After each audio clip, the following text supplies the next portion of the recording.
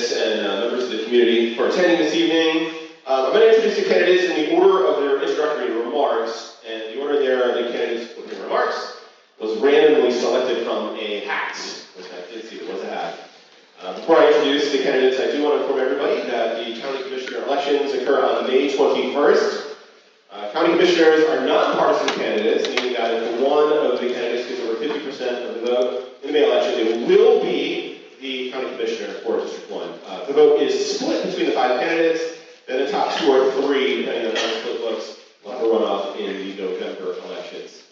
After I introduce the candidate here, they will give a brief 3-minute introduction of themselves and highlight their platform. At 3 minutes, a bell will ring, and the candidates will then have a quick 20 seconds to wrap it. I guess we're ready. And then there's a microphone there. I guess we're just kind of passing it along.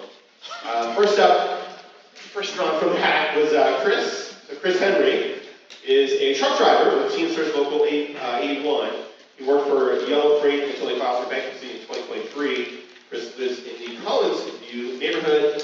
Chris, 3 minutes. Thank you. So my name is Chris Henry. I've run for office before. Thank you. I ran back in 2008 and 2010, both for U.S. Congress in this district against David Wu. I was a Green Party member at that time. I was chairing the Green Party. I started chairing the Green Party, I would say, 2004 to 2008. My dad died, and I needed something to do. My mom said, your grandfather was in office at one time. He was Eisenhower's speechwriter.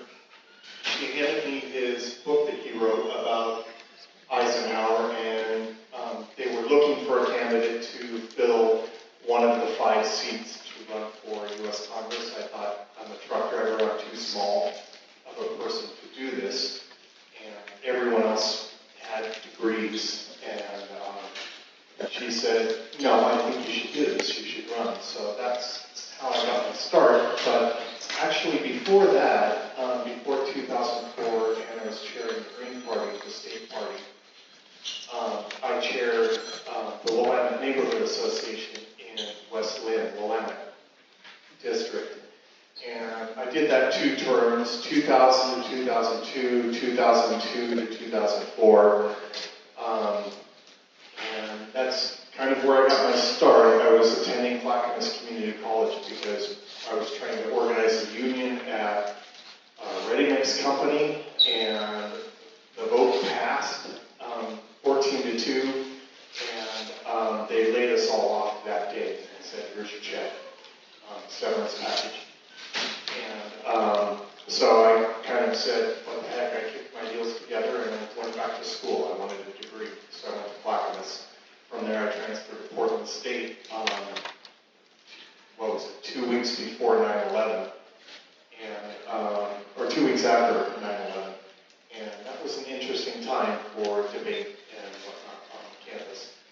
So besides that, I've run for other offices. I'm running for Multnomah County because I wanted to do something more local. I ran twice for governor, twice for treasurer, attorney general. This last time I ran in for bully for Bureau of Labor and Industry because I'm a worker and I wanted to support workers' rights. I ended up endorsing, because my brother died, I ended up endorsing Christina Stevenson and sent her an email and said, hey, look, I can't back out of the race, but I need to step back.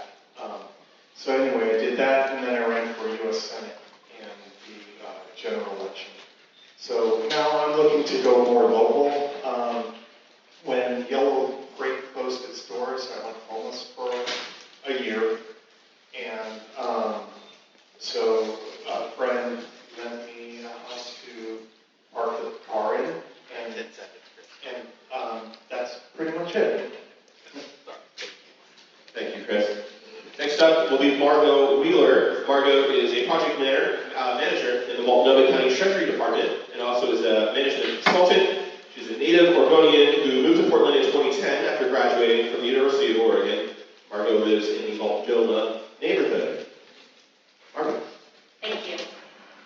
So as mentioned, I was born in Eugene, spent my whole life in Oregon, moved to Portland in 2010 after graduating the University of Oregon with a degree in economics and Spanish. I also, 9 years later, went back to the U of O and got an MBA in finance and entrepreneurship. My background in finance and data analytics brings a lot to why I'm running. I think it's very important to have transparency and accountability in the county, and I have been frustrated as a county employee with the lack of ownership of what's being done and where money is being spent. I am a problem solver. I love being a consultant because I get brought on to nonprofits or businesses with a variety of issues, and I create a plan to solve it, and I see it through. I'm very much a person that likes being involved in projects, knowing what's going on every step of the way, and making sure that there's transparency for all stakeholders. That means for taxpayers, for recipients of services, and for all members of our community. I have, as a member of this community, I have been sad to see people suffering on the streets, and then seeing an insider view of the lack of dollars being spent on actual care. The transaction costs of an inflated organization, whether it be through programs, departments, is taking away dollars from people who need services. I think that I am a good candidate and the right person to solve these problems because I know what's going on currently. I have been advocating for these changes in the position that I'm in, but I need my voice elevated. That's why I'm running. It's not just to be a career politician, which I'm not interested in. I want to be a problem solver and somebody that's known for coming in and making the world better for the people around me. I have really enjoyed working for Multnomah County. There's a lot of very competent people there, but there is a lack of accountability for individuals who don't do their job and who are not accountable for their own work or the dollars being spent. And so I want to bring to light those issues, make sure they're in the forefront, and make sure that the community is aware of how we're addressing it and that we're going to address it in a timely manner. Multnomah County has substantial unspent dollars, and there has been a lack of accountability both with the providers and the county itself. I think I bring that insider knowledge to bring to light for the community, but also to make an impact. And I really thank you all for showing up and being a part of this community and wanting to know who your representatives are and informing us to what you need. Thank you. Thank you, Margot. Next up will be Megan Moyer. Megan is Director of Public Policy at Disability Rights Oregon. She is a native Oregonian with 20 years of experience in social service policy and also a contractor building affordable housing. Megan lives in the Crestwood neighborhood. Megan. Yeah, I'm also a native Oregonian, grew up in Salem, and a third-generation contractor. I have worked most of my career either directly in construction management or in public policy, specializing in human services, which is what the county provides.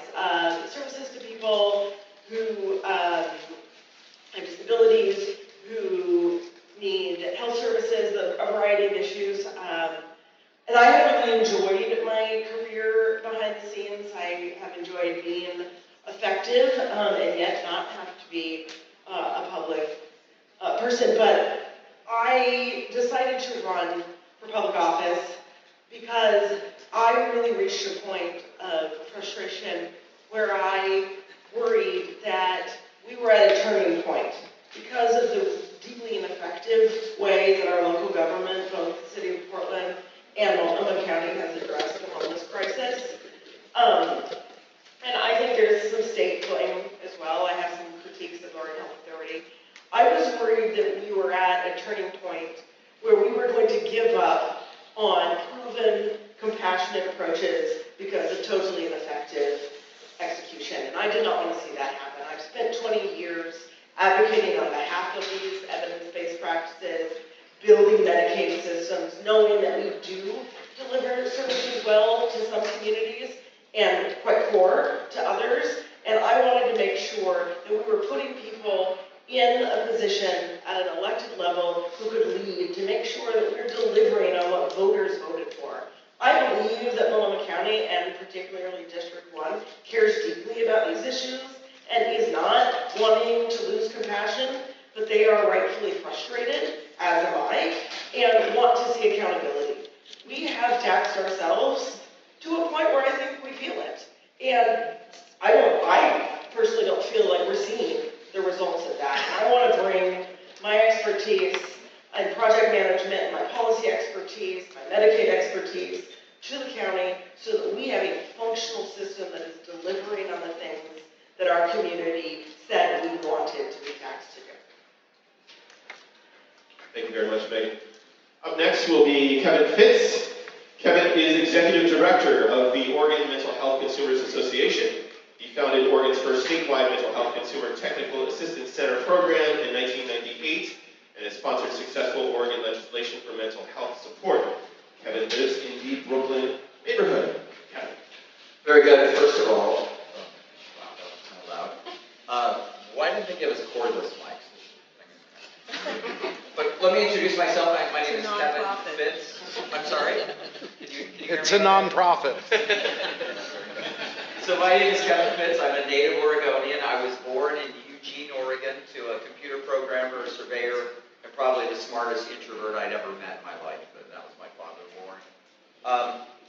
What you should know about me is I'm a person who has benefited by the love and care of a few individuals who did not give up on me. I'm an individual who started... Oh, okay. Sorry, I'm kind of a loud talker, so I don't want to overwhelm you. But, so why am I running for office? I've been working in public mental health in the intersection of dual diagnosis, addiction, serious mental illness, and houselessness since 1988. Half of that I've been a clinician and an individual advocate. The other half of it has been bringing good news to a stale pond. What does that mean? In public behavioral health, innovation, novelty, and risk-taking is not part of the game plan. And to not bore the crap out of you, take my last name and put Kevin and mental health into a Google search engine. You will see the products, the services, the jobs, the laws that I have changed to benefit who the most vulnerable among us, particularly the elderly, the disabled, and the poor.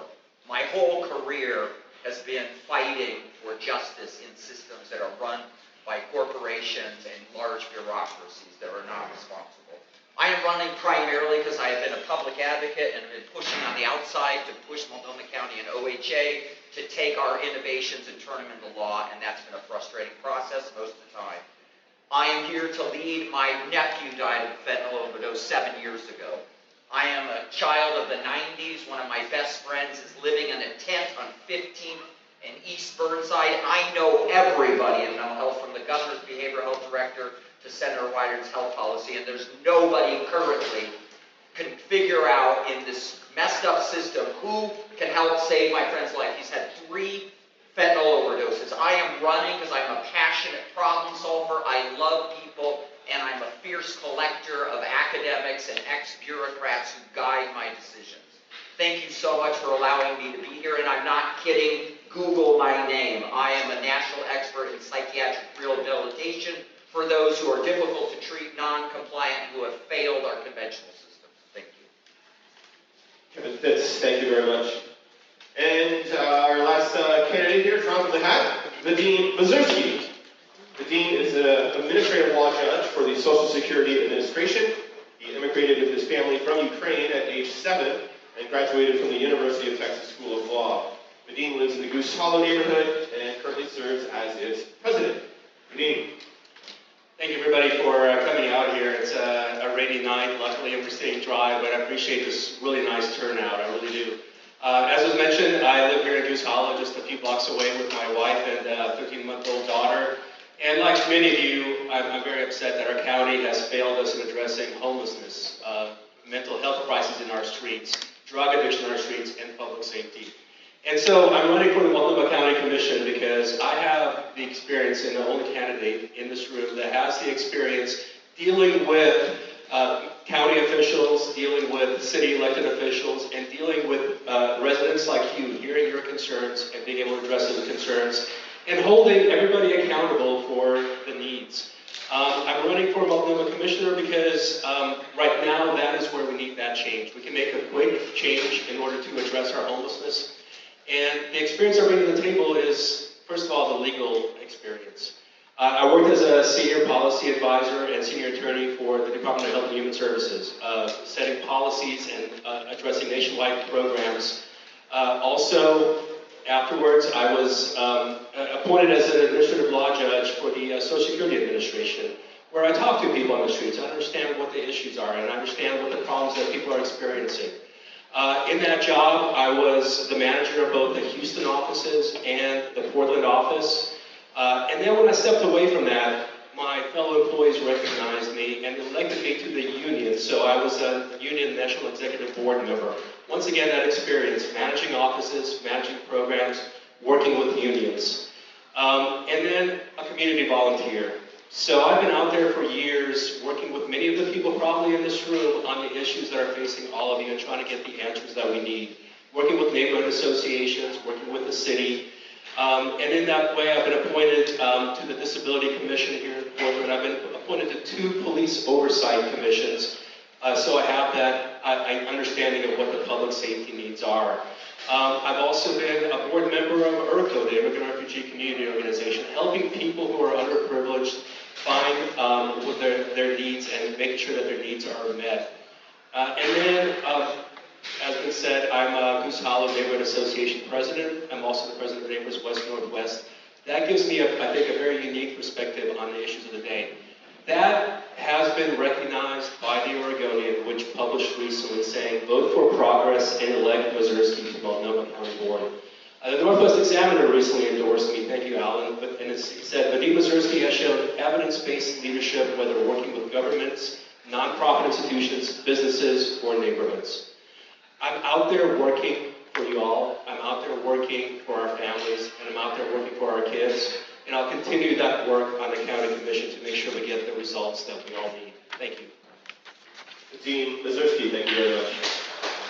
At this point, we'll start with questions, and I'll turn things over to Eric. Thank you, Todd. Everybody hear me? Each candidate, thank you all for attending tonight. Each candidate will be asked the same question, and we'll have 2 minutes to respond to it. 2 minutes for these questions. If time allows, we do have several 1-minute questions for a speed round at the end. We're going to follow the order that we used for the introduction. So I think I have it right that Margo will go first for this question. Well, so we're gonna go to the next person. Okay. Sorry, I didn't explain that well. So we're the next person after the first one. So Margo, 2 minutes. What is your #1 priority for Multnomah County, and what would you do on day 1 to address it? My #1 priority is accountability, and so that's both for spending and the services provided. On day 1, I have a list of things that I want to address. I know the good people at the county. I have a background working with strong professionals, solving problems. My plan is from day 1 to bring transparency to the county. That means standardized data collection. It is so important to standardize service providers to be able to measure the outcomes of their work, whether that be behavioral health services, addiction services, any of the services that the county provides. And right now, there's a complete lack of transparency. Each department is very siloed in their work. They're not working together. There's no coordination between services, and there's duplication of services without proper oversight, leading to a substantial amount of fraud and misuse of taxpayer dollars. I think that there needs to be, again, accountability. I'll say it over and over again, accountability and transparency, because that is what's completely lacking. And people are not getting the services they need. Dollars are sitting in funds not being used by the county or other organizations. And from day 1, I already have these relationships with departments. I I'm known as kind of the Swiss Army knife for the CFO, where when projects or initiatives are not moving forward and they don't have the tools that they need, I am sent to those projects to make sure they move forward, there's transparency, and that all the stakeholders are being informed so that both the public and internally, that the same story is being told. There's been a lack of honesty with the county, and I've seen that internally. I'm putting my job at risk to do this, but I believe that these things need to be addressed, and the public should be more informed. So, thank you. Thank you, Margot Wheeler. Same question for Megan Moyer. What is your number one priority for Multnomah County, and what would you do on day one to address it? Yeah, my number one priority is to build a functional behavioral health system, the mental health and addiction system in Multnomah County.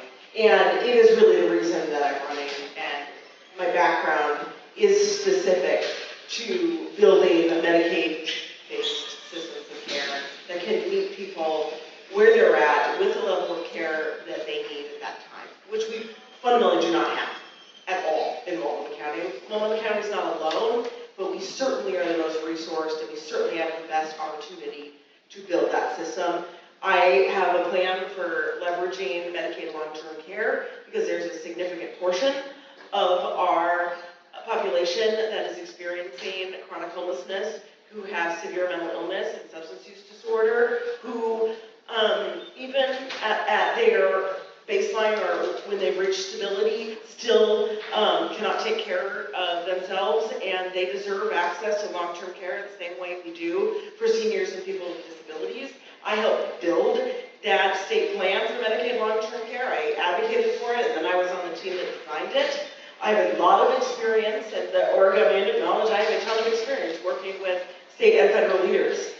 But we can't do this without state and federal leaders. Our mental health and addiction system is a pass-through directly from the feds to the state to Multnomah County. You have to understand these systems. You have to know these players in order to build the system. At day one, I want to meet with Chair Megan Peterson, and I want to say, let me help you. I am not as anti-Jessica Megan Peterson, although I have some very strong critiques. We need Multnomah County to function, and she's our chair right now, so I am on board working with whoever it takes to fix these problems. And I have the background, and have done it in Oregon to prove that these are not intractable problems. Every other state does it better than the state of Oregon.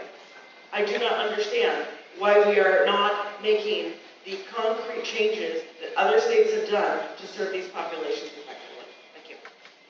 Thank you, Megan Moyer. Question now goes to Kevin Fitz. Kevin, same question. What's your number one priority for Multnomah County, and what would you do on day one to address it? 2 minutes.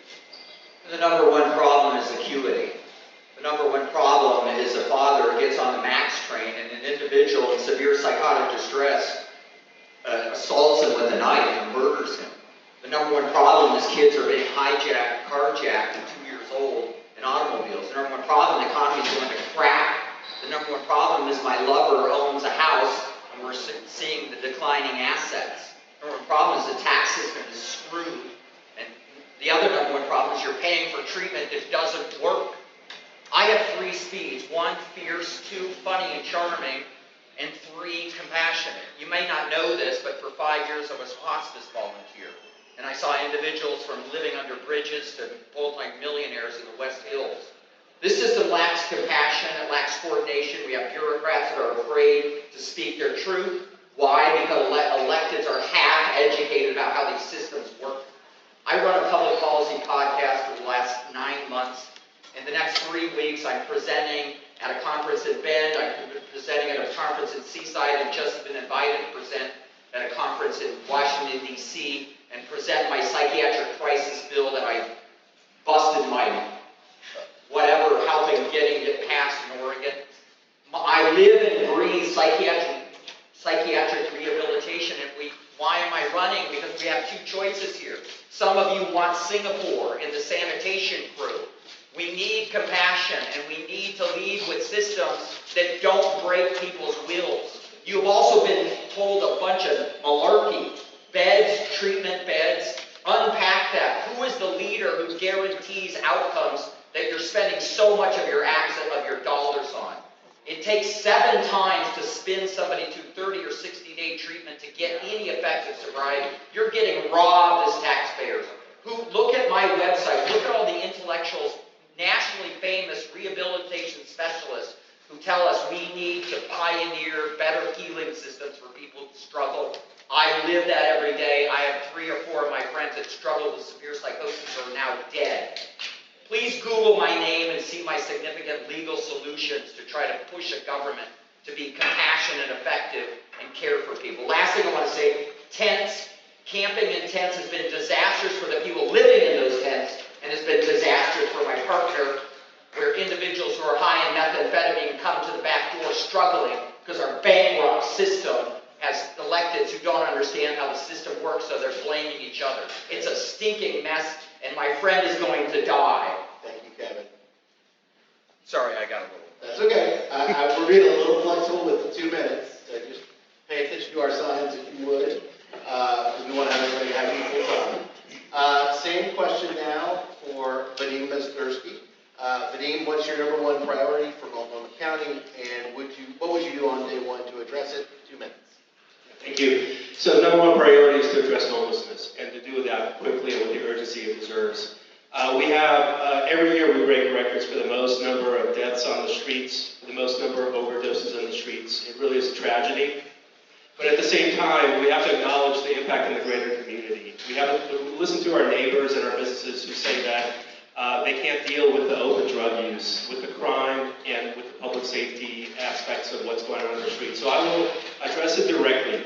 I've actually been walking with Keith Wilson and going to, with his nonprofit that he started, going to the shelters and seeing what they're doing, the good work that they're doing, addressing these issues, but also across the street from the shelter were a bunch of tents where people using drugs were not able to go into the shelter because of their drug use.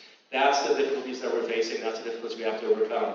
And so, and we need to address it, and by doing things that are pretty common sense, things that Washington County are doing, Clackamas County are doing, getting people off the street, saying no more camping, let's get people into various shelter options we have, get them into a continuum of care, get them into treatment, get them into mental health care, drug addiction treatment as needed, but not on our streets.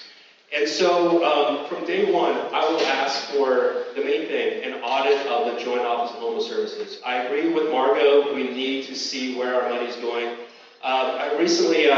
Actually about a year ago maybe, I worked on the lawsuit against the city with the American with Disabilities Act lawsuit, because people with disabilities were not able to use the sidewalks because of street camping. What we learned there, we got some data from the county, and we saw how the money was being misspent, how the money was not being tracked. And now there's people working on that. So Revitalize Portland has requested that there be an audit, and the county commission has ignored that. Eco Northwest is doing an external audit, but it's going to take them 3 years because the county is not cooperating.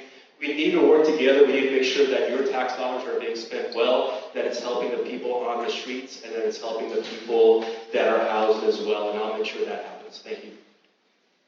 Thank you, Vadim Mazdursky. Kevin, no, I knew I would do that. Chris Henry, same question to you. What's your #1 priority for Multnomah County, and what would you do on day 1 to address it? 2 minutes. Okay.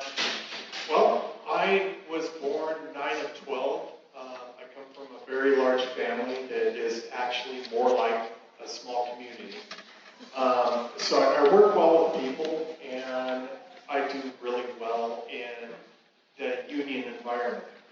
I think that's what I would do. Is I don't have a silver bullet, a panacea to fix the problem of homelessness, but I've been there.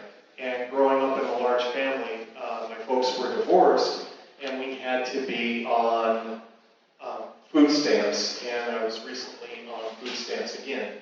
I understand the social service network, used to get my clothes secondhand. So I think the thing that I would do is look for what I like best is boots on the ground approach. Get out there and meet the organizations. I think it's fragmented, the system. And get people together in community-based forums for creating community community-based solutions for the problems. You know, sure, we'll have resources from the state, from federal, to apply to these programs, and that the money needs to get out there and get out there efficiently, and it needs to be addressed in a way that we can, you know, people are accountable. I think there's a way to do that, and at the same time, get out there and roll up your sleeves, meet people, and get the services going as they're needed. So I think day one, probably find my desk. I don't know. I'm used to having an office with a rolling view, so that would probably be it. Day one, find my desk. Thank you very much, Chris Henry. We'll move on to question number 2, and Megan Moyer will be the first up, and then we'll continue to go in the same order. The second question for the evening: the Oregon legislature recently enacted HB 4002, which recriminalizes possession of dangerous drugs and offers users treatment in lieu of jail. But currently, Multnomah County doesn't have treatment facilities available to meet this need. What is your vision for making treatment available? Megan, 2 minutes. I worked on House Bill 4002, and no, it does not offer treatment in lieu of criminalization. What it does offer is diversion, and I think we've got to be real clear of what that is and is not. It is not access to treatment. Diversion is a meeting in which you have to show up 2 times, one in which they'll do an assessment to see if you have a substance use disorder, and then you have to come back at another date, and you'll talk about it again. I'm really unclear. I want to be clear about my position on criminalization. I do not believe there is any room for fentanyl and methamphetamine to be legally possessed in any way, and I did support criminalization. Personally, my organization had no position on that, but I am not pleased with the fact that we did not actually adequately fund access to treatment. We do not have treatment today for somebody to get diverted who says, yeah, I'm ready.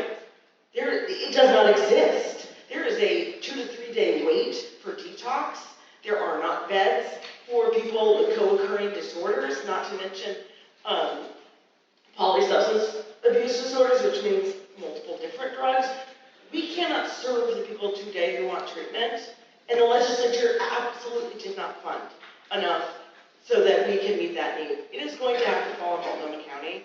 I absolutely agree with Mr. Fitz that we don't have a model of treatment that will be successful. 30 days of inpatient treatment will not work for people who have serious substance use disorders with methamphetamine or fentanyl or have a co-occurring mental health disorder.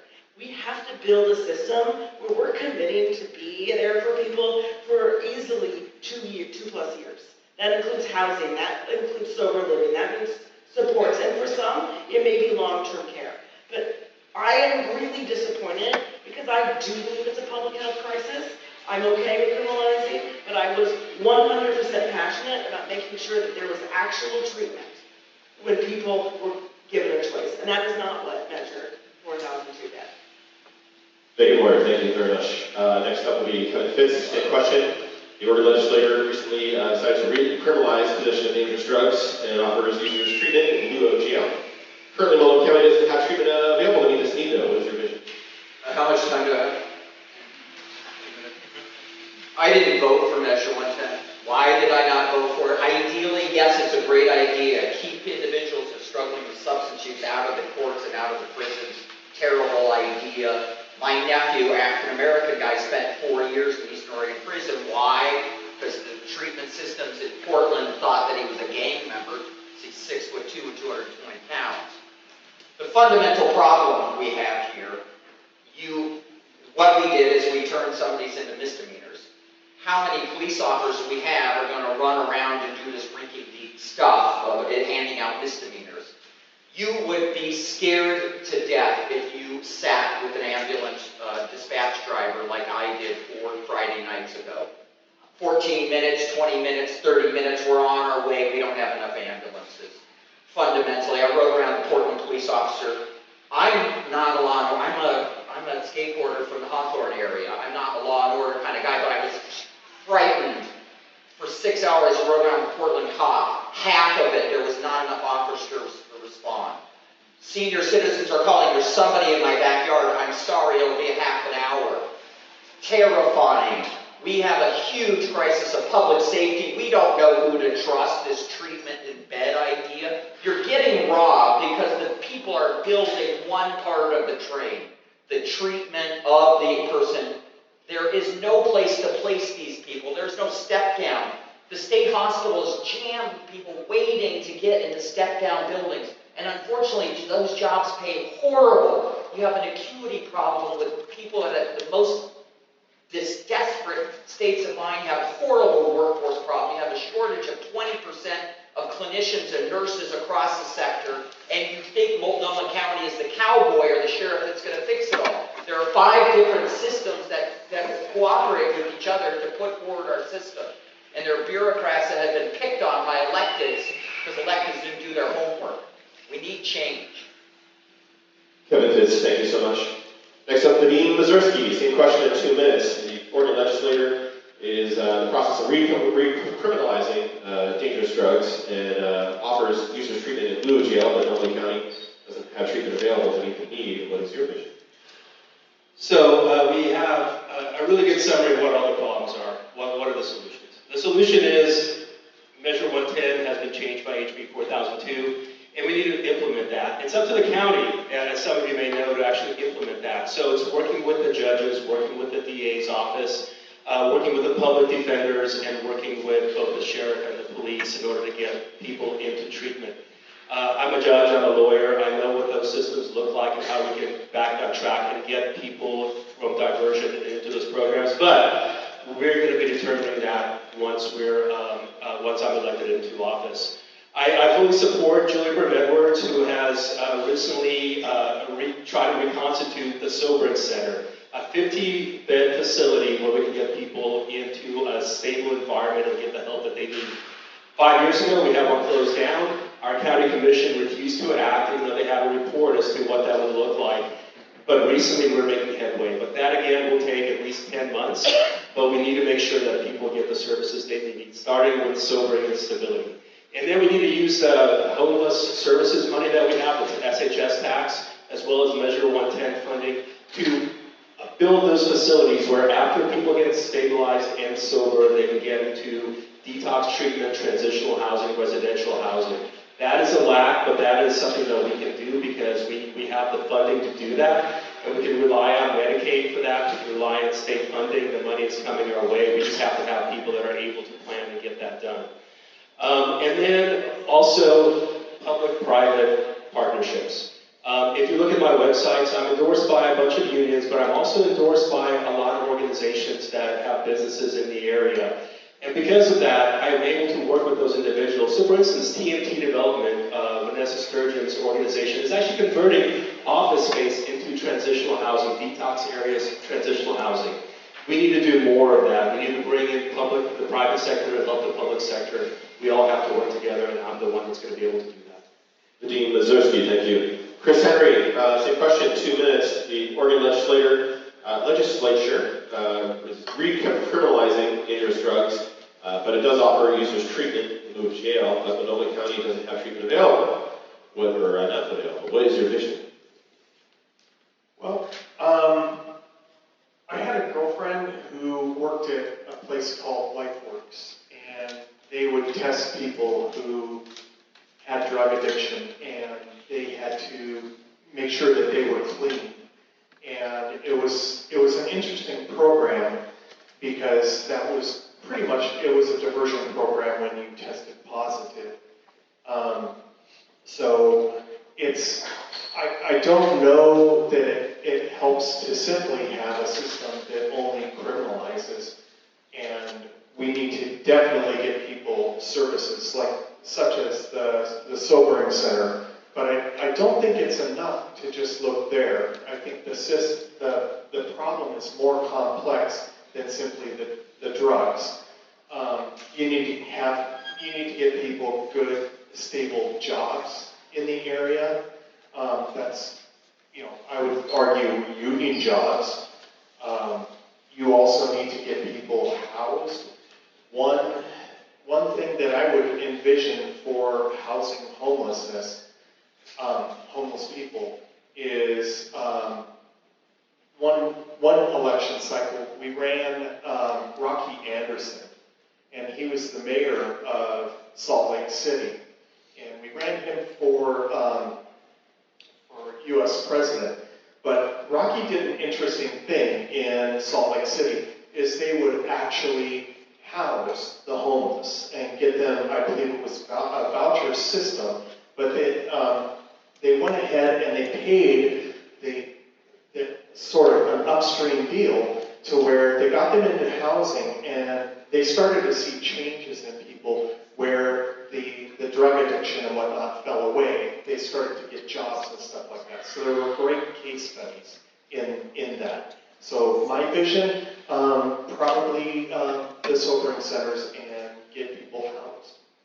Chris Henry, thank you so much. And Margot Wheeler, finally, our last answer to the same question here, 2 minutes. The Oregon legislature enacted a law to recriminalize possession of dangerous drugs, but offers treatment in lieu of jail.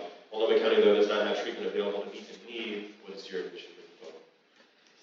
I take a different approach than Multnomah County has currently taken. Multnomah County is flush with cash. They have plenty of assets. They also have a lot of building assets, assets in all forms that they are not utilizing. The county's approach to solving problems is hiring high-level people, administrators high-level up, and they forget the people that are actually going to provide the services. It's much like the Multnomah County Animal Services, where they have a lot of administrators, but not people actually taking care of animals.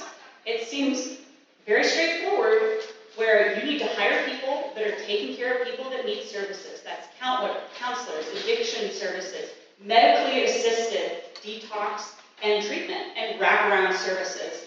The county has these siloed solutions that they're not implementing in a smart way. If you owned a business, you would not segment your business out and monitor them separately. You would monitor your business as a whole, see how it's functioning, and then targeting areas that are weak or underperforming.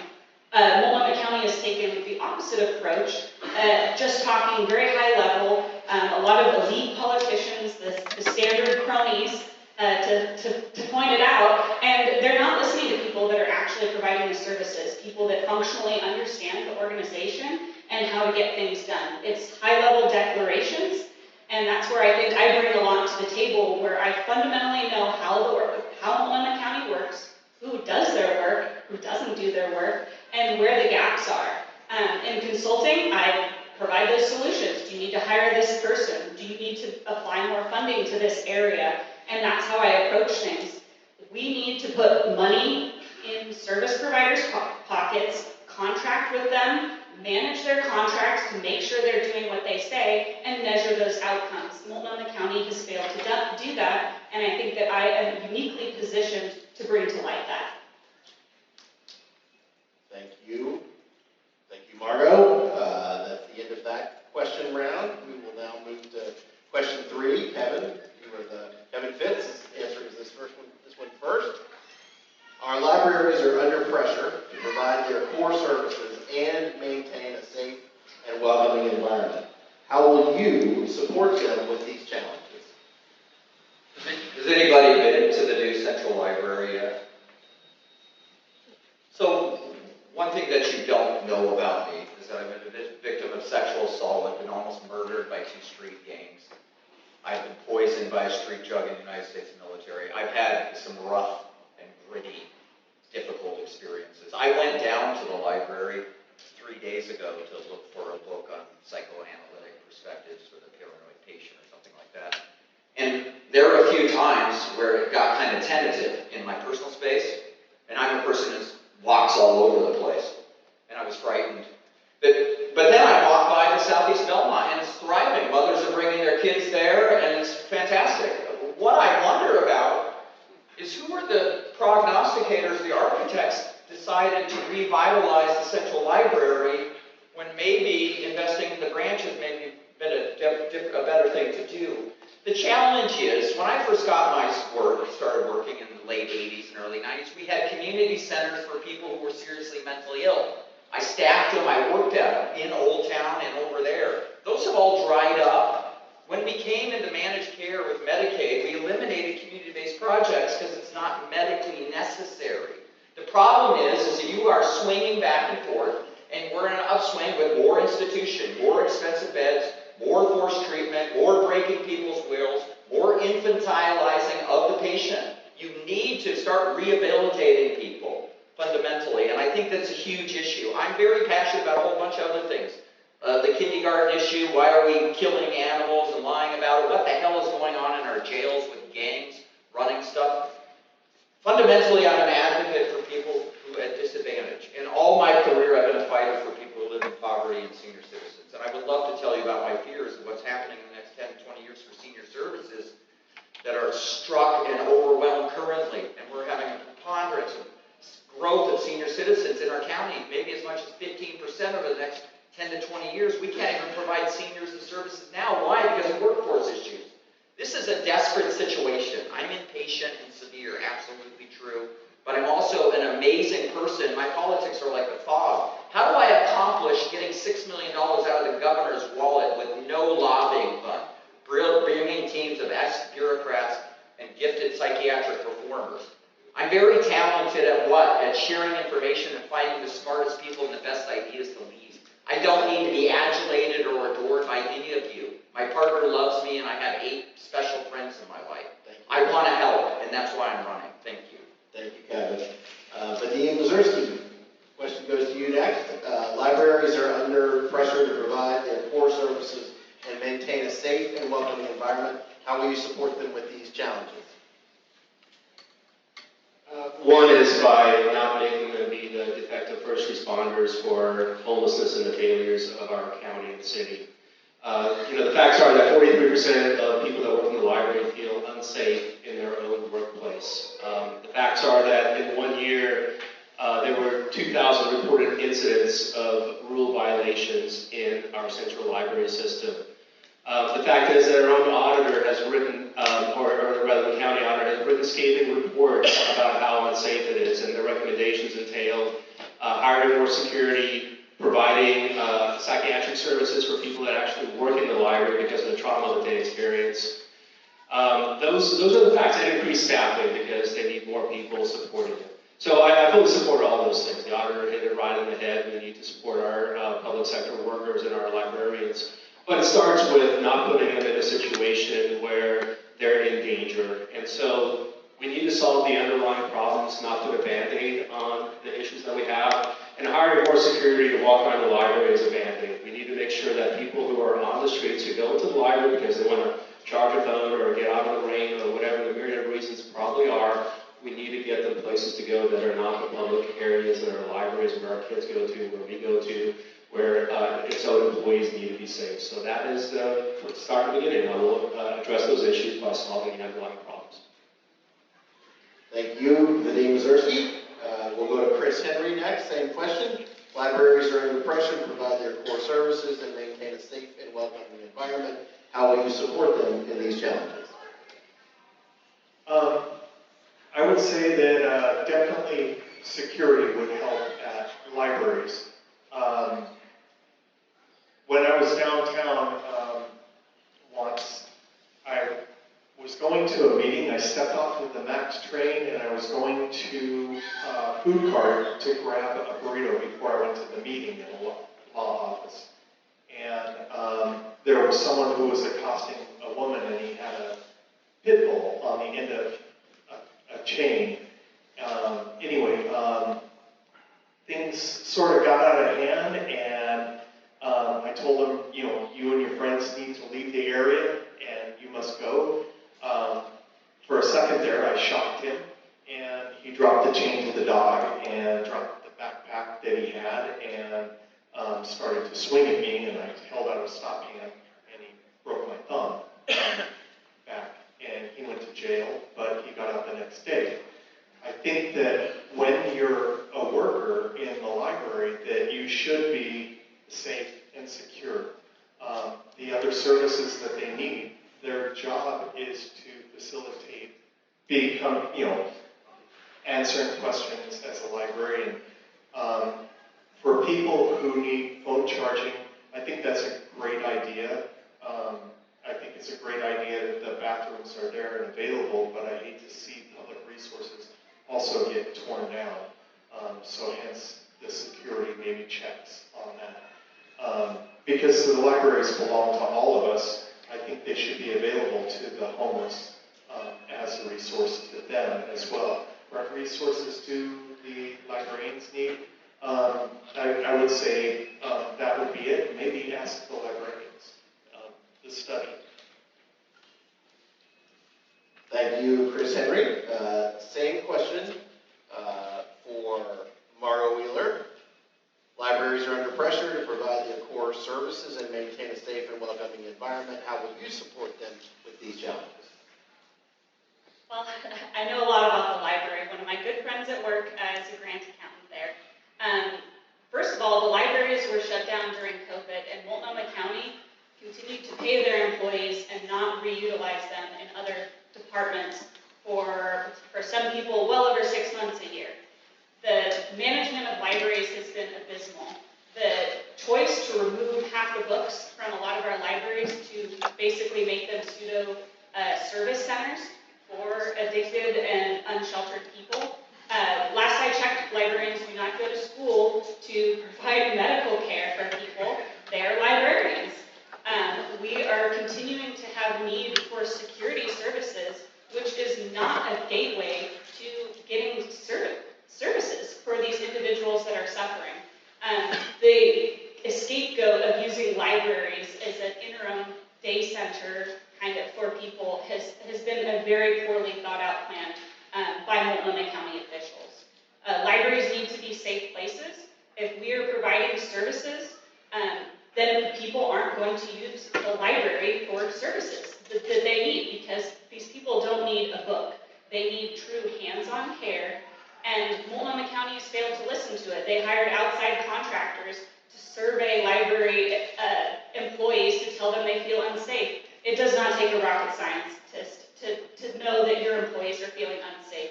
You have reports of their attacks and different things, and incident reports. To hire somebody to do a study is the ultimate cop-out, and then to do nothing after it.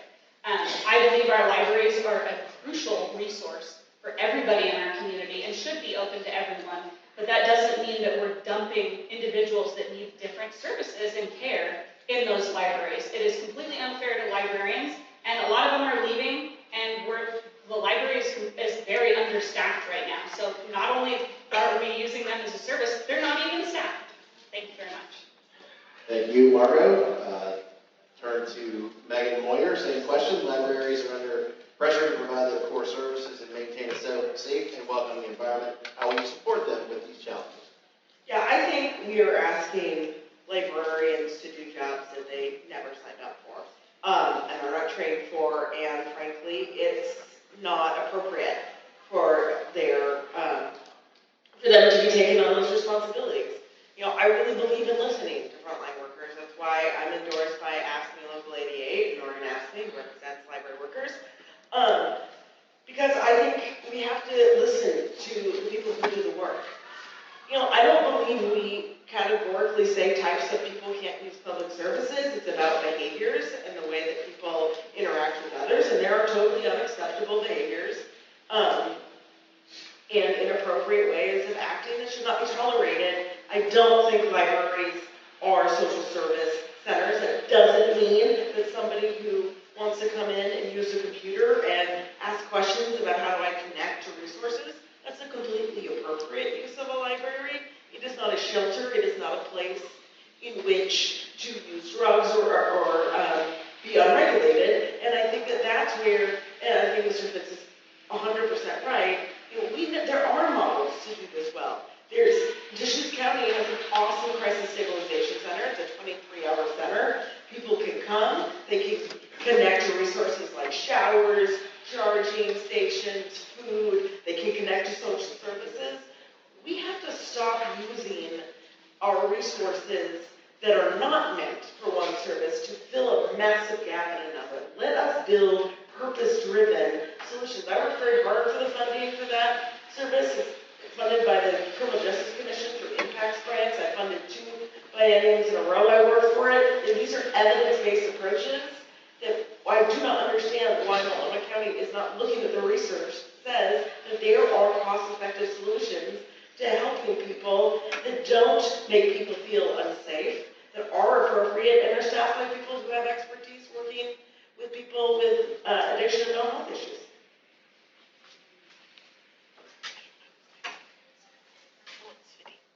We'll move on to the next round of questions, or the next question round, I guess. And beneath the first up here, we'll continue to go in order. Question number 4, do you agree with Multnomah County's current strategy for addressing houselessness? If yes, why? And if no, how would you change? Yeah, and in fact, first I want to address the issue about the Sheep Center that was just mentioned. We do have a place downtown that the county runs called the Behavioral Health Resource Center. There's showers there, there's workers there that can help people get services, they can charge their phones, they created a little place where a courtyard where people can hang out and relax. We have that center. The problem is, due to some of the crime issues, it's not utilized as much as they could, but that's up to the county to make sure we use it. So our county is funding that. It should not be the library. But as far as homelessness, obviously it's not working. We all know it's not. We can walk around here, we can walk around downtown. The county's approach toward addressing homelessness is not working. I took a ride along with an organization called Loving One Another. It's a nonprofit that's privately funded, not funded by the county. They actually go out and do outreach to individuals. And what they said was, we're the only ones doing this. We're driving around in the van. If we see people with mental health needs, we get out and try to connect them with services. We're not seeing anybody else doing that. Next year, our Joint Homeless Services has a budget of $412 million. Guess what? The people on the streets are saying there's no outreach, we're not getting to the individuals. The Oregonian noted that 66% of the people that they surveyed, 300 people living on the streets, 66% said no one has ever come to us and offered services, whether it be drug addiction, mental health services, or housing services. And of the ones that did, 75% said no one ever came back a second time. So we got to fix that. We need to coordinate between the service providers. I went out to Angela Martin, who works for Here Together, which is an organization that represents a lot of these service providers. They said, hey, no one's coordinating between us. Everybody's doing their own siloing, working their own things. We probably have a lot of people providing clothing, water, but they're not providing a continuum of care. So places like Houston, Texas, that made a big impact. They went out, the government went out and made sure people work together. We need to make sure that that happens here, where people are not siloed, especially the providers that have. And then we need to provide that stabilization and continuum of care so people get mental health services, drug addiction services, and the job resources. That is not being done right now. We're leaving people on the streets to suffer and hoping that they find their way out, and it's not working. Dean Mazurski, thank you. Chris Henry, same question. Do you agree with Multnomah County's current strategy for addressing houselessness? If yes, why? If no, how would you change? Not entirely, no. I think that the system is basically fragmented, and I think that we have other places that we could look, like Salt Lake City, in order to house people. But we could actually even look outside of domestic solutions to other countries and what they're doing around the world. And I think that we need to come together and provide these solutions and get a workable system that actually helps people find housing. I believe the money is there. It's there. It's available. Another thing that we could do is, if money is scarce in Multnomah County, we could run an initiative petition and create a Multnomah County public bank. And with that, we would pull our money back from Wall Street instead of investing in communities outside of Multnomah County, in the same way that the Bank of North Dakota keeps their funds. And they were one of the only banks to actually survive really well in 2008. I think we could do the same thing with the same model with a municipal, or rather county bank, to get the funds that we need in order to provide services. Other than that, I think that it would be best to probably look even deeper at the problem, and I don't know. I would search for a more need-based solution. Chris Henry, thank you very much. Margo Wheeler, next, do you agree with Multnomah County's current strategy for addressing houselessness? If yes, why? If no,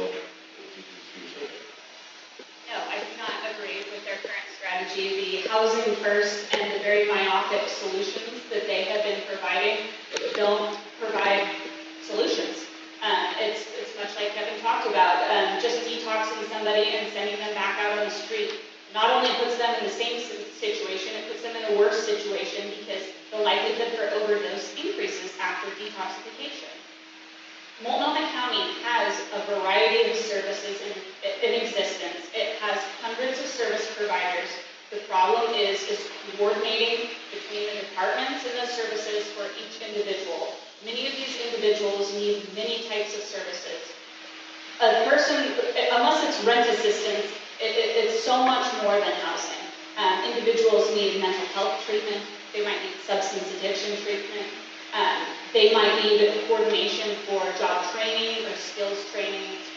They might need all sorts of services. Multnomah County has the ability to provide those, but they are so siloed, and that this standard of letting departments and programs operate autonomously almost without coordinating and working together as an organization is why we have failed solutions. If you owned a business and there was a problem with payroll, you wouldn't just look at your payroll. You would look at managers. There are people submitting their timesheets. There's many different pieces to it, and Multnomah County is failing to recognize that. They pick out one thing, oh, you don't have shelter today, we'll provide it, and I've done good.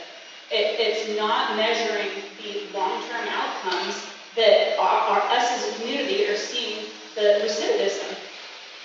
Thank you.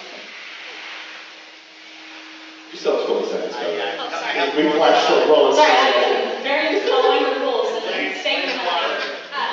But yeah, so for me, it's about working together and having comprehensive care for people, and really stop trying to make a name for yourself and claw your budget, and let's look for mutual solutions and focus on impact instead of all the other things that we've been misaligned on. Thank you.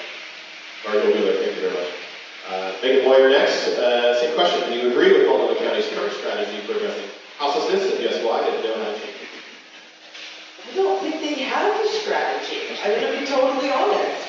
I think that they have put out a series of aspirational statements that lack accountability, actionability, lacks concrete strategies to achieve it.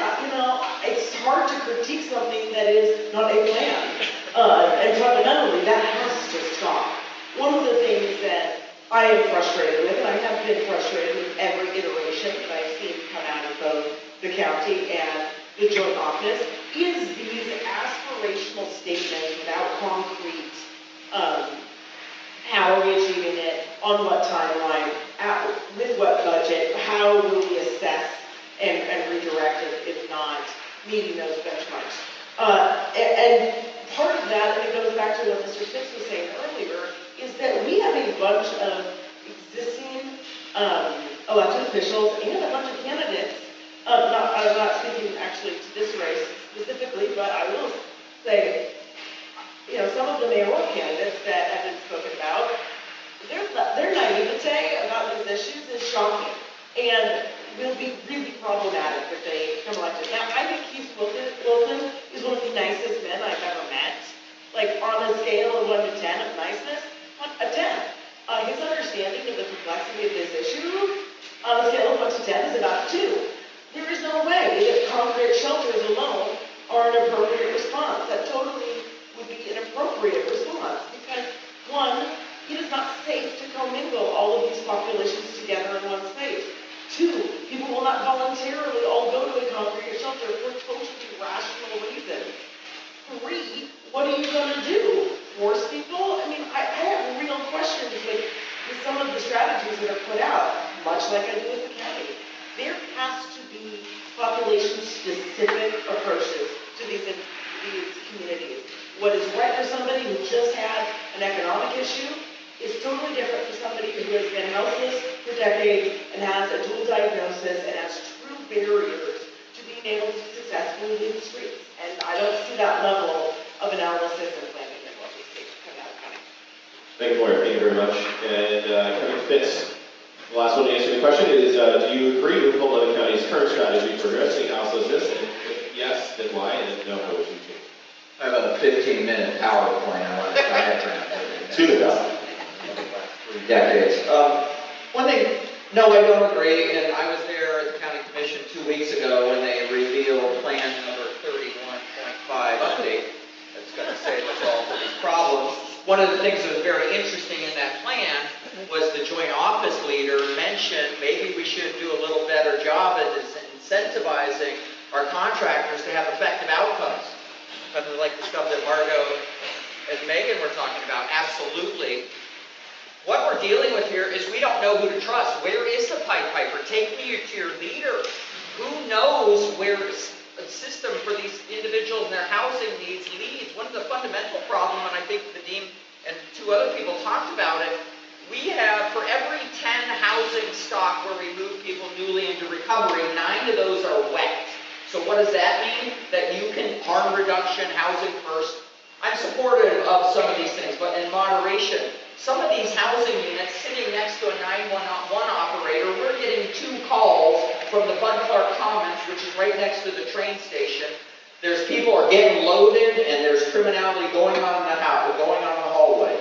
One of my friends told me the next day he has a client who lives there. It's impossible in wet housing if you want to remain abstinent. We are cannibalizing our dry housing and it's terribly concerning. The housing situation is a mess. It's a huge mess because these people, the long-term rehabilitation route for neurobiological damage by methamphetamine and fentanyl is months and months and months and months. And we don't have the facilities to step down or the staff fundamentally. It's a huge issue. Some people who work for our largest providers like Transition Projects and Central City Concern can't pay their own rent.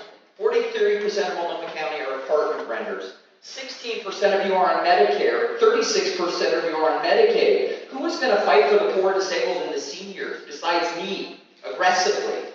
The housing situation is terrible, the economy stinks, and we're all in pain. And where is the person who's going to spin some joy and hope out of this? I hope to be that person. Thank you.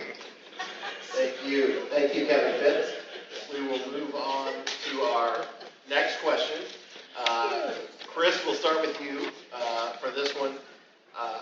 The county is responsible for funding services to address mental health, treatment, homelessness, and elements of our criminal justice system. It's a 2-part question. So, how do you plan to tackle these challenges in the county's budget? Second part is, and how will you ensure funds going to outside services are being utilized effectively and efficiently? 2 minutes. Thank you. Okay, so first of all, if there's a funding issue, I'm serious about the county actually going forward and finding the funding for the budget in other ways, such as a public bank. That would probably be the best way to get more funding into the budget and to probably do a study to see if it's feasible to implement a bank if that would actually bring in more money. With that, budgeting for the services, I would say transparency would be, primary to any budgeting process, not just mental health. So throughout the entire county budget, I would say, it would take probably some time to look over the budget and to find out where we have the gaps and where the money is not getting and where we do have the money available. So with that, I would just be,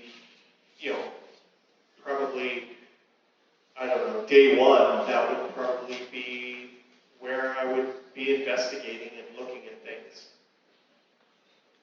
Thank you, Chris. Henry. Margo Wheeler, same question.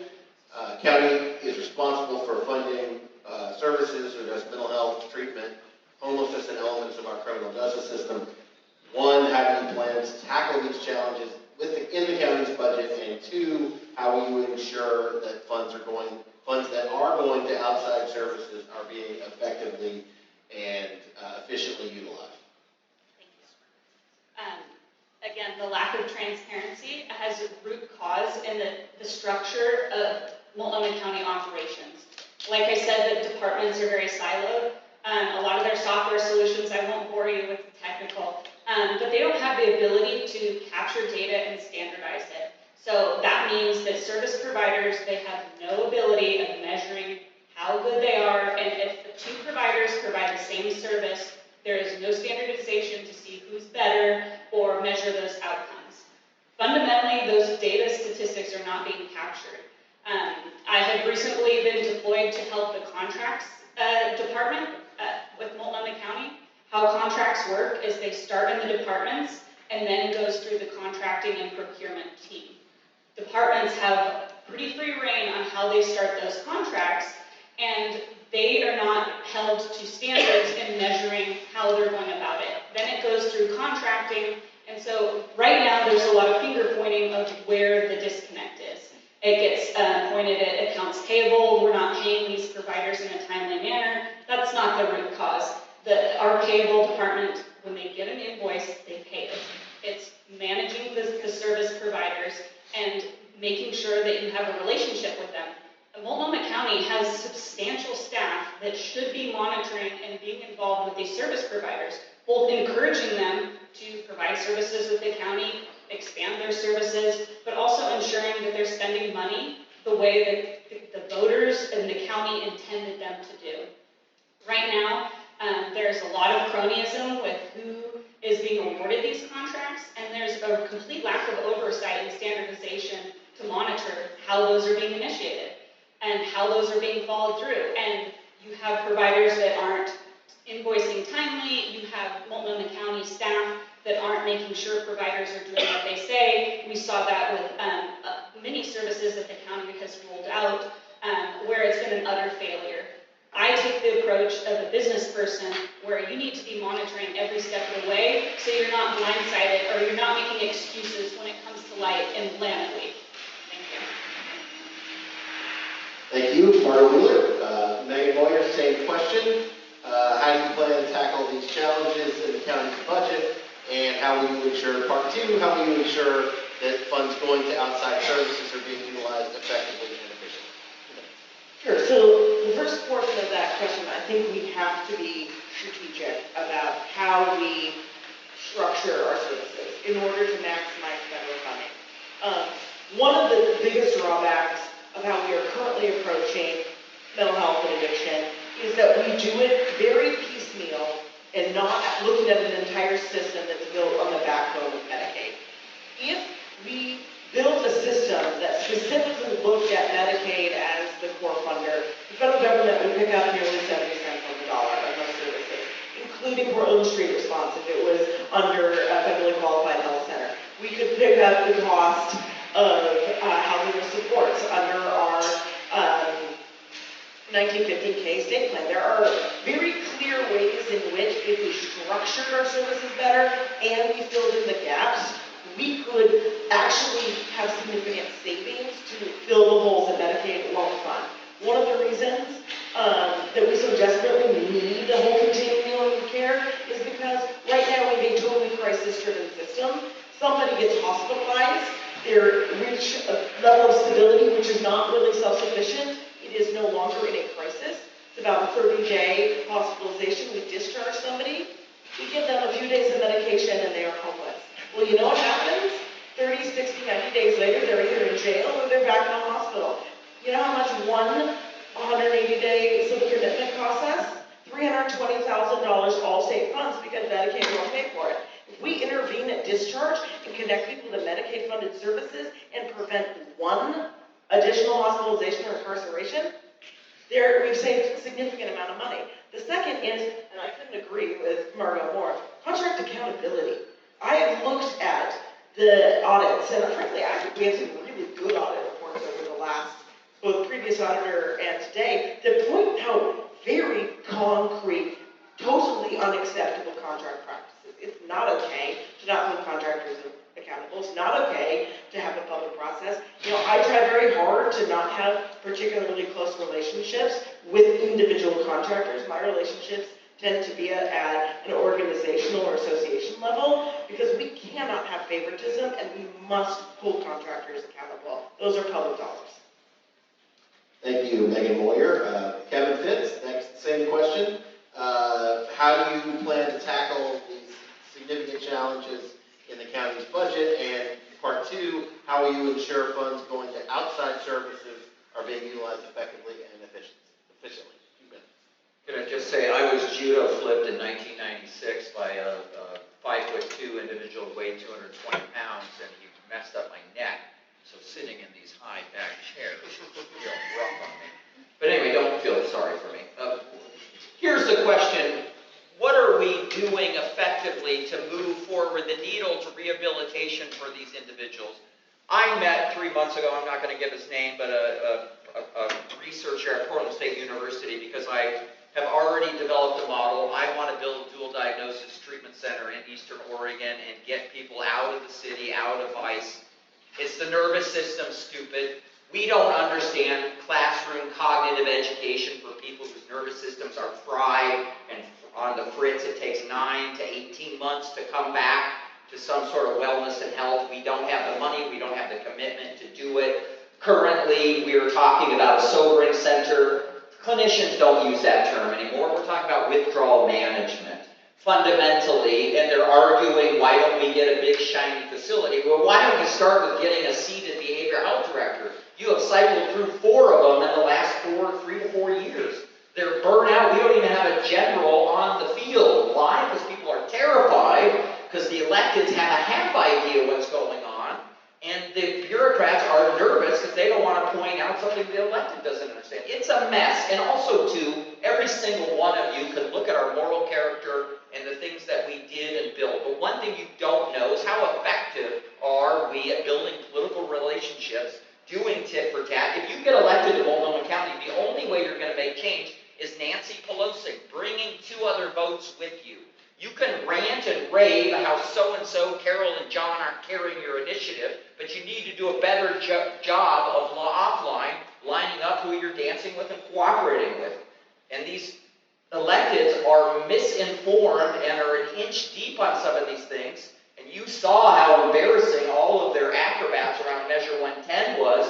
It's a mess, and you're not getting adequate leadership over in this huge problem that we're all struggling with. Lastly, if you're a 12-year-old boy, how does your mom explain what's going on here in a fair world, just in the disaster that is our city and our county currently?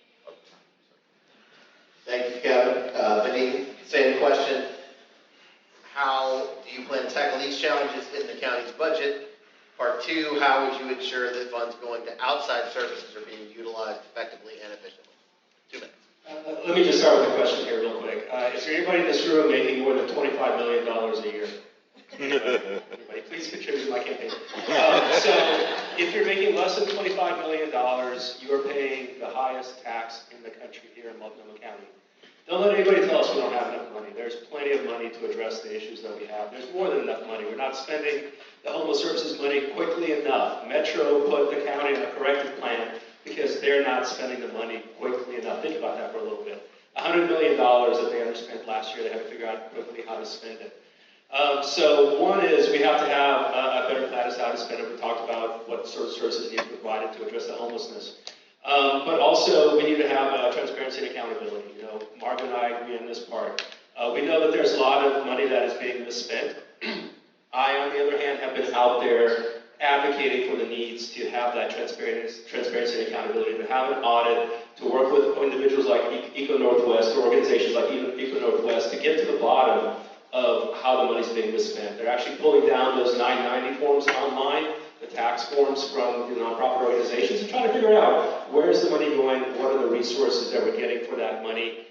Our county is not doing that, so the private sector is trying to do its best right now. I've had conversations with Dan Field, head of the Joint Office of Homeless Services, saying, we can't go on like this. We need to have an audit right now. So I've been working on this for a few years. I will continue making sure that we get that initiated and we get success when I'm the county chair and actually have that responsibility. The county auditor has had 2 scathing reports First one saying that the data was so bad for the county, she can't figure out whether the money's being used well or not. And the second one is when our contractors are not meeting their goals, those goals are actually lower. That is wrong. We need to make sure that people live up to their goals, and I'll make sure that that happens. And then lastly, we need a culture change. So we know we have the money, we know we have a lot of over 300 providers in the metro area working on these issues, but we need to be able to work on a Built for Zero model that's not being implemented right now, a lean model where we're constantly improving things as we go along rather than shoving money out the door and hoping for the best. There are also other people I'm working with right now that have talked to the county chair, talked to metro councilors, and are agitating to make that happen, and we'll continue to make that happen when I'm in office. Thank you, Mr. Oski. Thank you very much. We'll move on to the next question, and I think Margot is the first one up here in the round. And the question is, there are frequently times when ambulances are not available or response times are slow. How would you make our ambulance service more effective and responsive? Margot Wheeler, 2 minutes. I think understanding basic supply and demand and what drives those is a requirement, and it's kind of lacking in our leadership understanding economics 101. If you have a supply issue and high demand, you need to increase supply. How do you do that? You pay people more, you help people get training to fill those roles, and you negotiate with service providers that are telling you what they can and cannot do. It is not acceptable to just put stipulations on a provider and not listen when they say, we can't do this.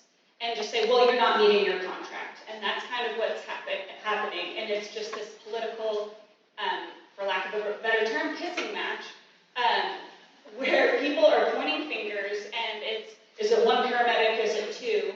Instead of addressing the issue, you have 911 call dispatchers and call takers. That does not reside with the county. Coordinating with the city is very, very important. Right now, there is such a divide and it's so politically charged that nobody wants to come to the table and say, how do we fix this together? No cameras, no nothing. We all want this to be better. I'm not above or beneath you. How do we make this work? And that's working with the ambulance providers. I am not a medical professional. I choose when I go into businesses, I listen to the experts. Those are the people who we should be listening to, and listening to the people that are not getting the services they needed. It is terrifying to sit on hold with 911. It is so disappointing when you call 911 and the person that you called to hopefully get them services is back out on the same street corner 2 hours later. That's a complete failure, and there's no one cause. It's not the single ambulance contract. We need to look at this from an overarching perspective, bring people and groups to the table, and we all have a mutual understanding that we want it better. We want ambulances to show up on time. We don't want people suffering. And I think that has been passed to the wayside instead of just fighting each other and making a political grandstand, or as Megan said, making these bold statements that really don't change anything. Thank you. Margot Wheeler, thank you very much. Next to answer the question, Megan Moyer. There are frequently times when ambulances are not available or response time is very slow. How would you make our ambulance service more effective and more responsive? 2 minutes. I do support going to a one paramedic, one EMT model. That is what most of the country does. But I think more appropriately, this is a symptom of a problem I am seeing in our approach to all of this crisis, which is we allow the perfect to be the enemy of the good. If we cannot have everything exactly perfect, we can't move forward. And that is leading to projects not getting off the ground.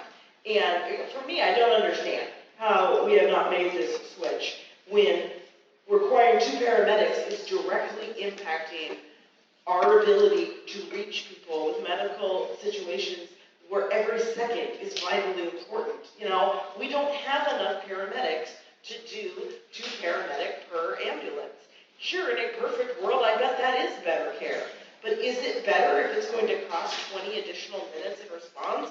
So again, this is where we need sometimes to have pragmatic conversations about what actions are necessary to get us closer and not let perfection stop us from achieving anything. I think we see this in our approach to housing. There was an early program that happened during COVID when congregate settings were really significantly limited, which was called Project Turnkey. It bought old motels that couldn't stay afloat and would put houseless individuals in these settings so that it was single room occupancy, which actually has a lot of advantages. They did some research following it. It had a lot of very positive outcomes, and after a year they pulled the plug.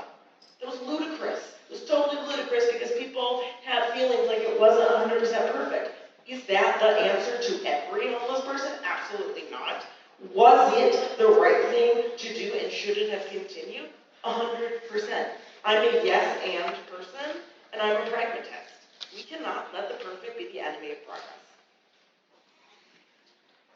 Thank you, Lawyer. Thank you very much. And I'll let you fits now with the same question. There are frequently times when ambulances are not available or response times are slow. How would you make our ambulance service more effective and more responsive? Kevin, 2 minutes. Yeah, all you citizens know, anyone can call up the Bureau of Emergency Communication and set up for a sit-along, or sit-along, I guess that's what they call it. Anybody who cares about the future of Portland and the county should sit and experience at least an hour of those calls. And the opportunity to what? She said, we hope to be there in 5 minutes. 20 minutes later, the ambulance still hasn't got there. I think that when we did an article, 1,500 people in 2023, the ambulance never came. What is going on here? I don't know exactly why it happened to this, but the argument and the fighting and the county commissioners around this and making it a public issue doesn't allow for negotiation and compromise. One of the issues, generally, people may know that we made a switch. Paramedics now accompany you to the psychiatric ward. Police don't do transports anymore.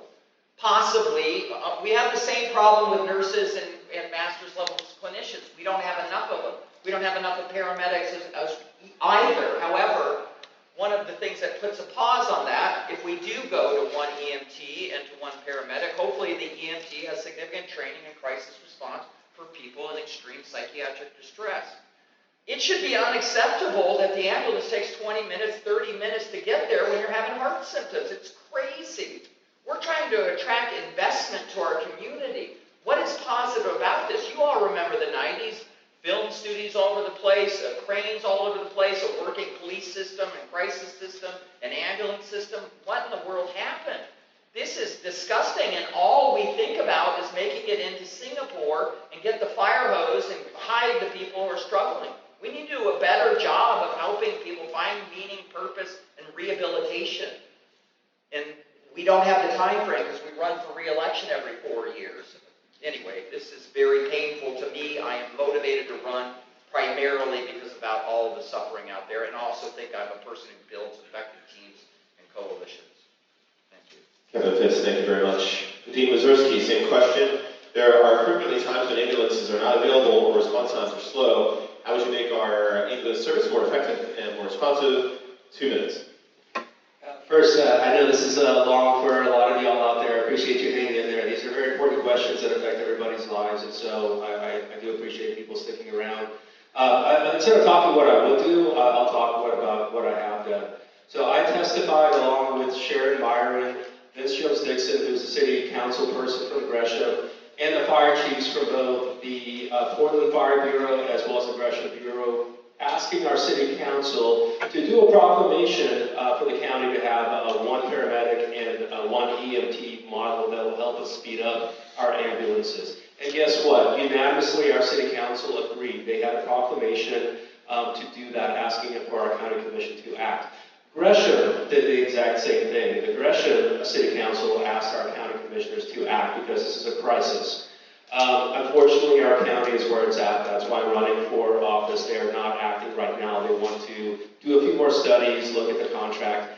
In the meantime, about a week ago, I reached out to 2 paramedics that were going out on a trip that day, had coffee with them, and asked them, what is the real deal? Why are we having such difficulties here? Along with them came the secretary of their union, AFL-CIO.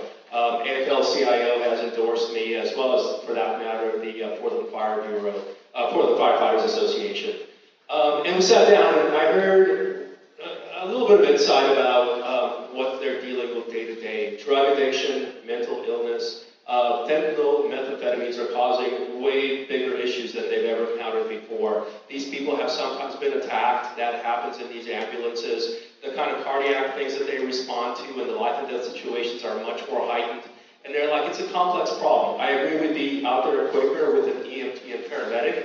And I'm like, can we do that temporarily perhaps? And then once we can hire enough paramedics, we can go back to that. But if we address the underlying issues of the drug addiction that we see on our streets, where our fire bureau responds to more overdose calls per year than they do to actual fires, we can have 2 paramedics, but in the meantime, yeah, 1 paramedic, 1 EMT to get those response times so people have heart attacks or strokes, they get to the hospital because time does matter. Dean Mazursky, thank you. And Chris Henry, last in line for this question. There are frequently times when ambulances are not available or response times is very slow. How would you make the ambulance service more effective and more responsive? Okay. Well, truck drivers, we do not have enough truck drivers. There are a lot of baby boomers on their way out, and we need new people trained and coming in. Same thing with nurses, same thing with EMTs. It's more of a workforce-wide problem than simply just the ambulance drivers. So one thing I think is we should be definitely looking to the community college level and training people and getting them out there for all of these jobs. Biden suggested, I heard him speak the other night, and I'm not a Democrat, I'm a Progressive Party member, and I'm a minor party member, but it makes sense to make college free. But when you've got the baby boomers on the way out, we definitely need to get people into these jobs. Like, I just turned 60, and we're going to need other truck drivers to replace not just me, but the people who just retired before I did. And yeah, I can't fathom a world where we can't train these people and get them to the jobs that we need people in these positions. What I would do, probably point there, if we need 2 EMTs or 2 ambulance drivers, that I think would be a thing where if it makes sense, absolutely yes. But in most cases, if it's streamlining the system, if it's working much faster, then perhaps lightening the load and getting the people out there and improving the response time. I shudder to think if, there was a problem where someone in the audience had a mental health crisis, that the ambulance wouldn't show up, or we would have a super long wait time. So, yeah, that would be definitely something we really need to take care of. Thank you, Chris Henry, for that answer. We're going to move to our final question now. Everyone has been very patient. Candidates have been very cooperative with your answers. We appreciate that. We'll start this last question, and then we will move to final closing statements. But Megan Moyer, you're up first for this next one. And it is, the county chair has significant power to control the agenda, policies, and the county budget. Does the county chair have too much power? And if yes, how would you change it? Yes, I do think that. One of the things that I disagree with, and I think this is going to be up to the commissioners to force change, is I don't think the chair should have the ability to remove items from the agenda that commissioners, if they can get 2 additional commissioners to agree should be on the agenda. That should be a right of commissioners. I think it's an overreach of who is primarily the executive of the committee to be dictating the agenda of the legislative body. That was a decision that was made prior to Jessica Vega-Peterson, and it has been common practice for quite a while. It's not part of the charter. It was actually a decision that was made by the chair. And I think that leveraging the support of other commissioners to have that policy change, I think should be a priority, because we do need to have commissioners being able to bring difficult topics up, and we need to be able to talk about things openly, even if they are not going to flatter the county. I think it is stifling the conversations that desperately need to be had in public. Thank you, Megan, for that answer. Kevin Fitz, same question to you. Does the Multnomah County Chair has significant power to control the agenda, policies, and the county budget? Does the county chair have too much power? If yes, how would you change it? Yeah, I don't know. What kind of nonsense is this? If I get elected president in November, are you going to take away the president's executive orders? What I think that should happen is when we seat a brand new amount of county commissioners, decide how they want to structure who has power and who doesn't. Why are we faulting a person to try to get more political power to achieve what they want to do because it's not fair to the 4 other commissioners? Well, somebody agreed on this a long time ago, and so I think they should have a concerted discussion by the 4 new commissioners and the chair who has the political power to change it and who doesn't. This clickbait stuff versus this commissioner and that commissioner and this commissioner, you're not getting a detailed, sophisticated analysis of why the system is so broken, uncoordinated. It's just really challenging. We waste so much time on these personality issues. If Steve could get $10, would he take $10 or would he settle with 5? It just seems nonsense and like parlor games just to sell more newspapers. I don't understand why we're debating this issue. Thank you, Kevin Fitz. Next person to answer, Vadim Mazursky. The office of the county chair has significant power to control the agenda, policies, and the county budget. Does this office have too much power? If yes, how would you change it? Well, it has too much power because we haven't had a county commission that's been able to work together. There was so much disagreement that they actually had a retreat where they went to McMenamins, closed door, no media allowed, where they had to learn how to work together better. The answer is all we need is 3 votes to get things done. There's the county charter has an outline of what the responsibilities are. The rules of their meetings are online as well. That allows any county commissioner, as well as the DA and the sheriff, to put things on the agenda. Now, there's a super secret executive order, which if you Google it, it actually takes you to a blank page at the county website. But that executive order allows the county chair to, manage the agenda, which makes sense. Somebody has to make sure that there's not 100 items on the agenda. But it does not give her the ability to not put things on the agenda. But guess what? If you have 3 votes, you can have a special meeting. Even if the county chair refuses to do that, and I think we also need to get the county attorney's office to look into that. Is she breaking the rules of their meetings? Is she breaking the county charter mandates by doing this? But aside from that, 3 votes, you can have a special meeting. You can have a vote on something at a special meeting as long as you ratify it at the next full county commission meetings. Those meetings are also open. So with 3 votes, you can get a lot done, which is why we've already been building those partnerships so that we have 3 votes to quickly act and get things done at the county. So I'm endorsed by Jessie Burke, who's running in county in District 2. If anybody lives in Old Town here, she's the association president for Old Town, which actually lives in North Portland. I'm endorsed by Vince Jones-Dixon in East Portland. He's going to win the election over in District 4, City Councilperson Gresham running for the County Commission. We've talked about this. What will it take for us to build that trust, work together, work with the city and the newly elected officials in the city, and we're building those inroads right now so that we can work together and make sure that we get our policies accomplished. Thank you. Thank you, Vadim. Chris, we'll move to you with this last question. County chair has significant power to control the agenda, policies, and county budget. Does this office have too much power? If yes, how would you change it? I don't know that it has too much power. I think that if you really want to express your voice, I think there's a way to express it out there. I think there's the ability to do that.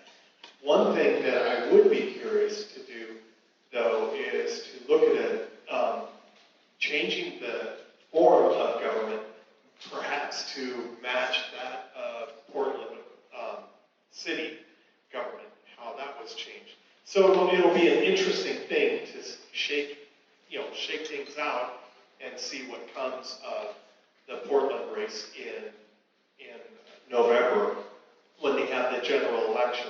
and people are elected to those offices and see how that shakes out. With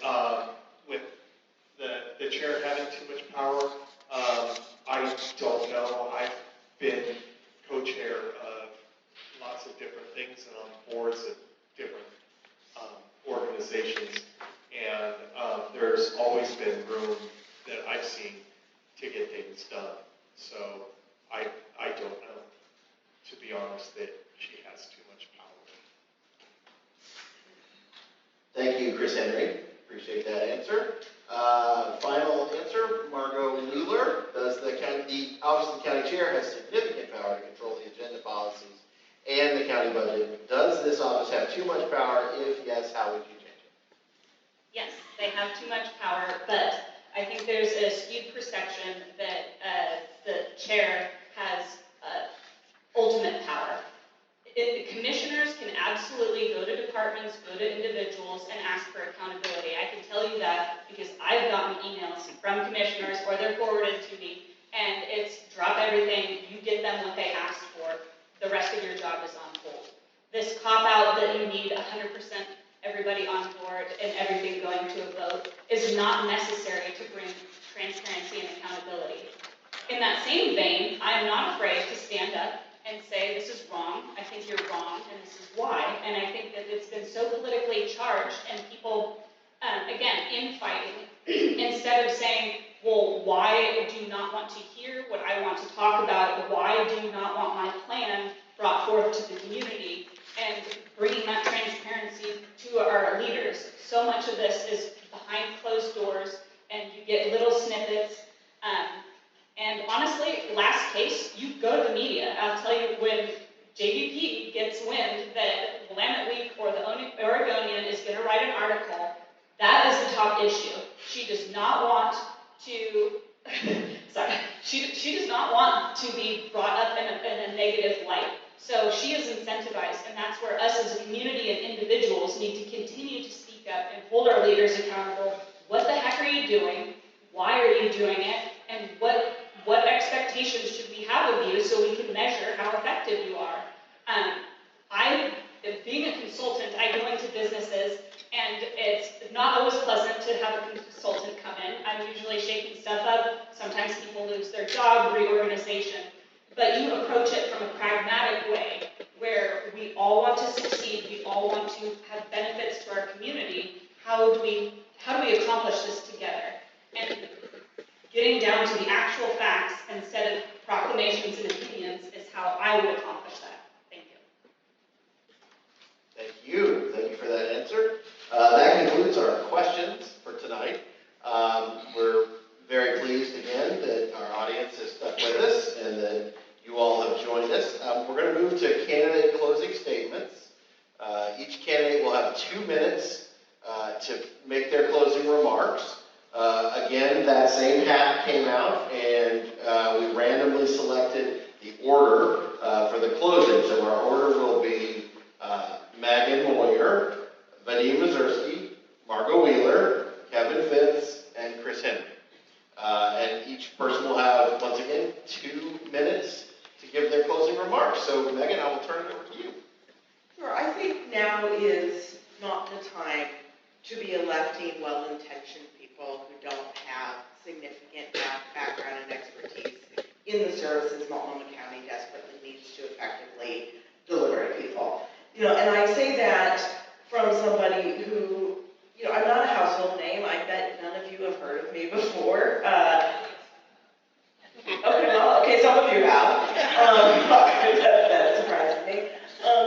Because, I have spent my career behind the scenes. I have been very effective in creating significant change on behalf of people with disabilities, behalf of frontline workers, on behalf of our community college students in the various roles I've had.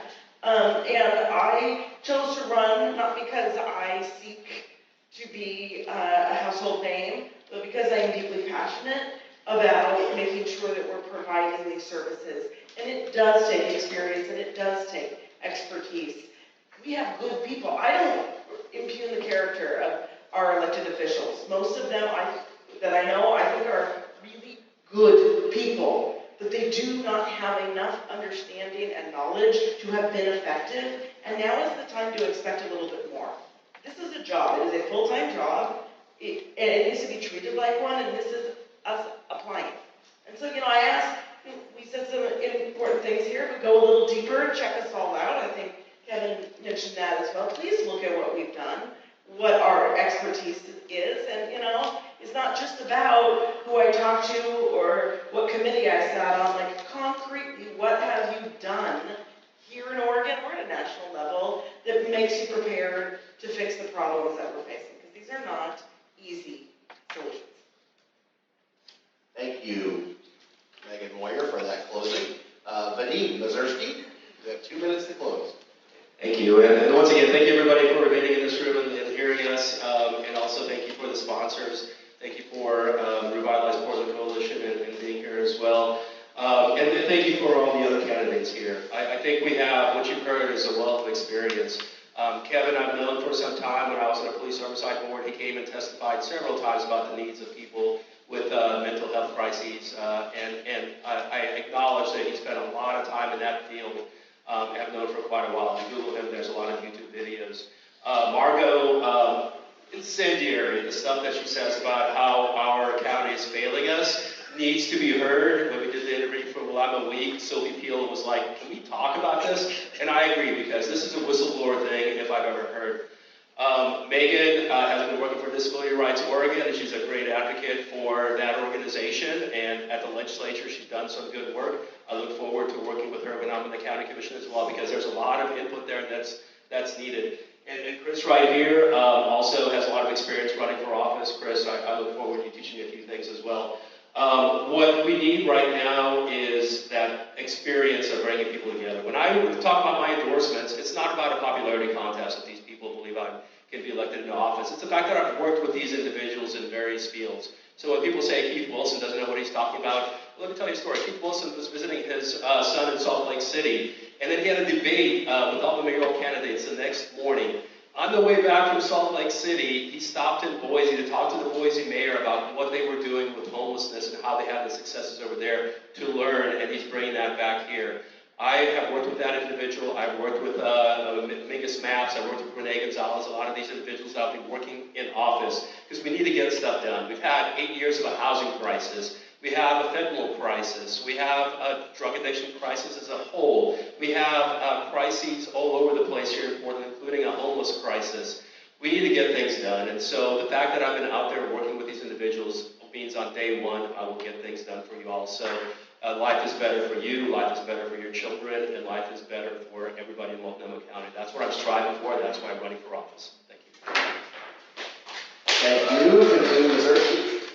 We'll move to Mark Wheeler for 2 minutes to close out as well. Thank you all for listening to us, and I'm glad that you have a wide range of candidates and that you're hearing from many different perspectives. It's been a wonderful experience for me.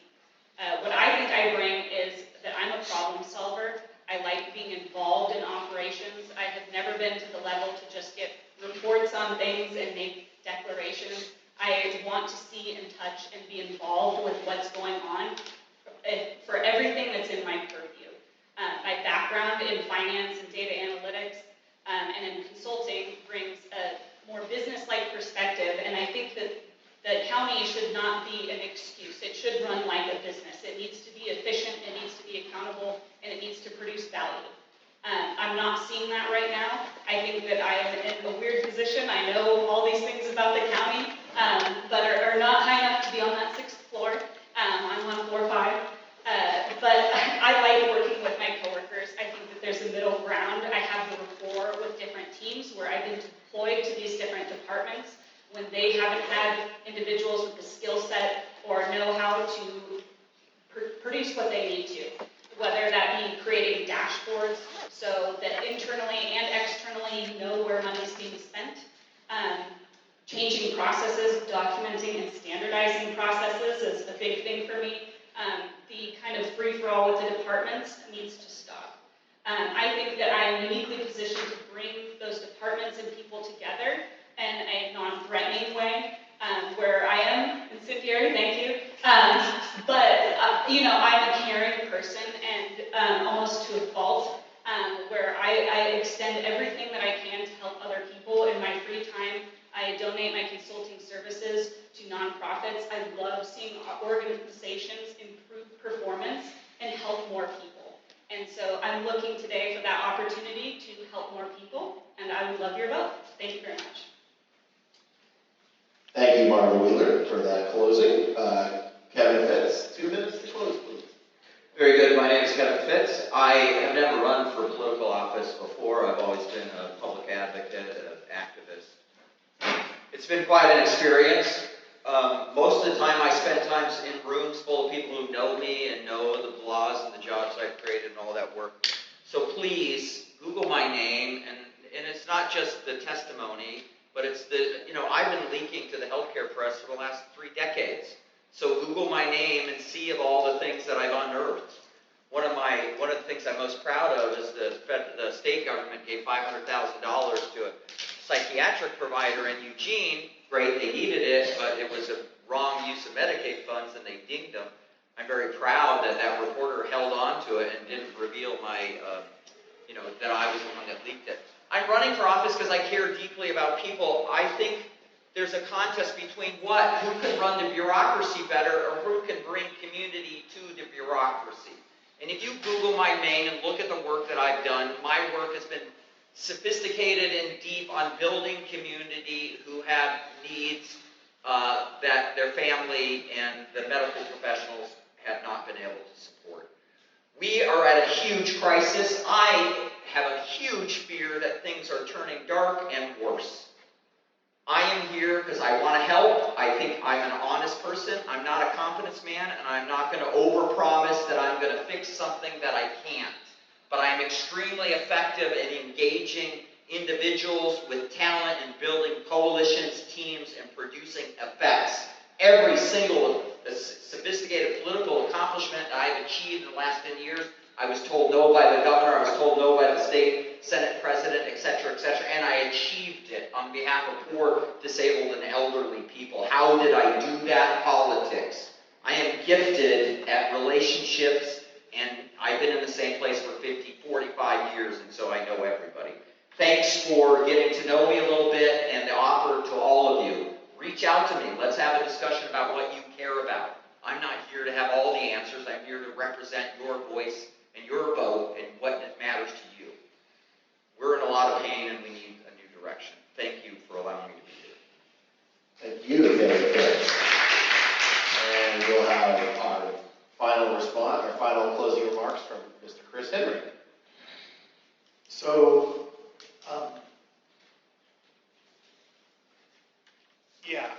I don't know that I'm uniquely qualified other than I'm a citizen.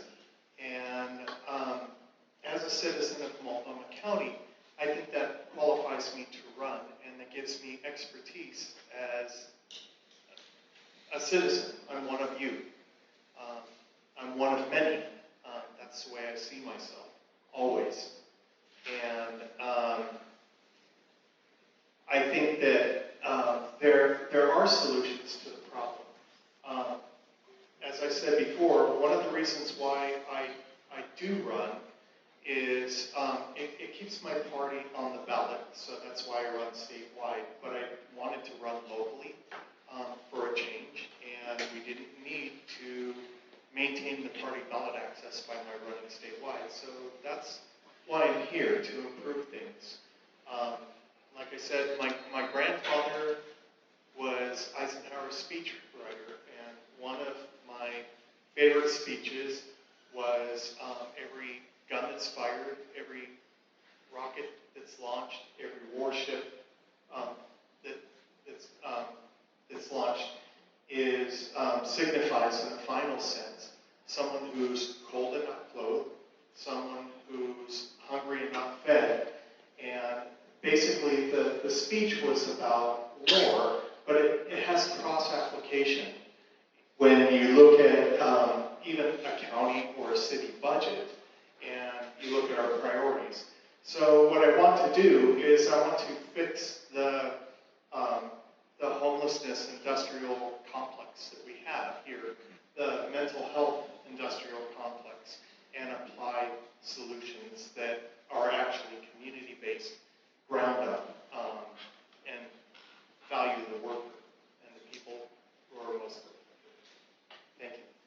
Thank you, Chris Henry. Let's get a round of applause for all of us.